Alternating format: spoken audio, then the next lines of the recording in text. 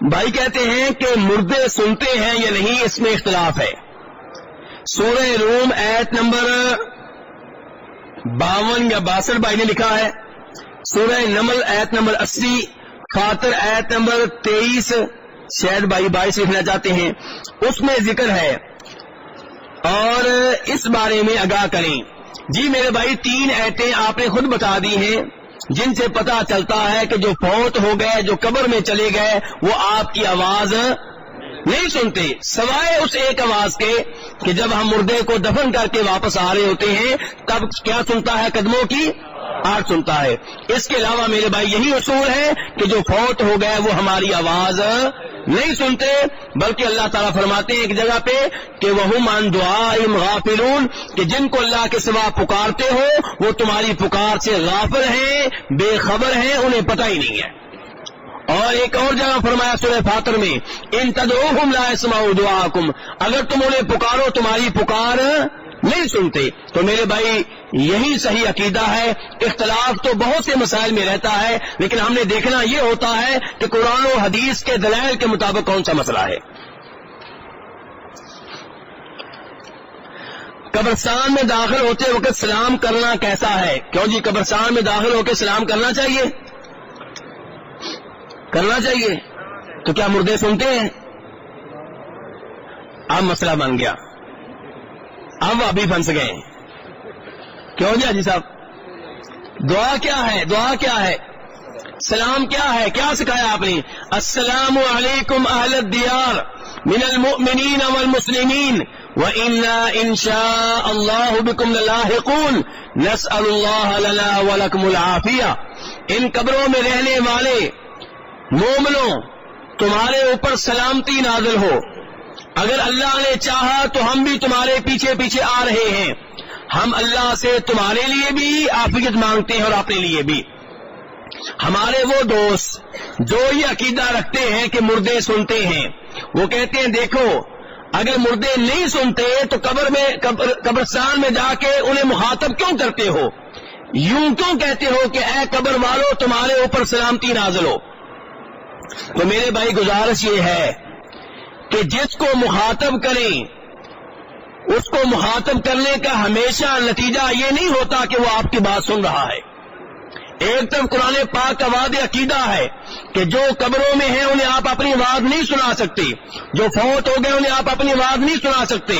دوسری طرف آپ نے یہ بہت دور کی دلیل نکالی ہے کہ چونکہ ہم انہیں مخاطب کرتے ہیں سلام پڑھتے ہوئے، اس کا مطلب یہ ہوگا کہ وہ سنتے ہیں۔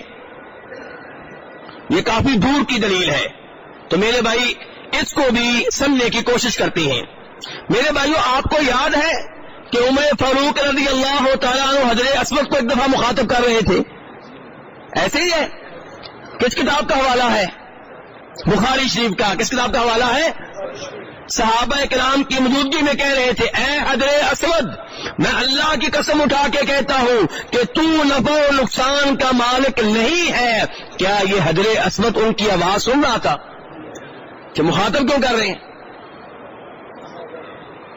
میرے بھائی مخاطب کرنے کا ہمیشہ مطلب یہ نہیں ہوتا کہ جس کو آپ مخاطب کر رہے ہیں وہ آپ کی آواز سن رہا ہے۔ میرے بھائیوں اسلامی مہینے کا جب نیا چاند طلوع ہوتا ہے تو نبی علیہ الصلوۃ والسلام نے دعا سکھائی ہے، اس کو دیکھ کر دعا پڑھنی ہے۔ نئے مہینے کا نیا چاند دیکھ کر دعا پڑھنی ہے۔ کون سا بھائی سنائے گا؟ کون سا بھائی سنائے گا؟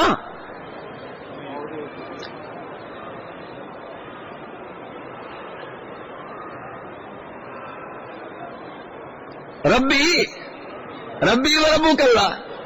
چل بیٹھ جائے، اللہ آپ کو ذائقہ خیر دیں۔ اللہم احلہ علینا بالامن والایمان والسلامۃ والاسلام۔ اے اللہ اس چاند کو ہمارے پہ طلوع کرنا امن کے ساتھ، ایمان کے ساتھ، سلامتی کے ساتھ، اسلام کے ساتھ۔ اس کے بعد کیا سکھایا آپ نے؟ کیا کہنا ہے؟ اے چاند تیرا رب بھی اللہ ہے، میرا رب بھی اللہ ہے۔ یہ چاند سنتا ہے؟ اسے مخاطب کیوں کر رہے ہیں؟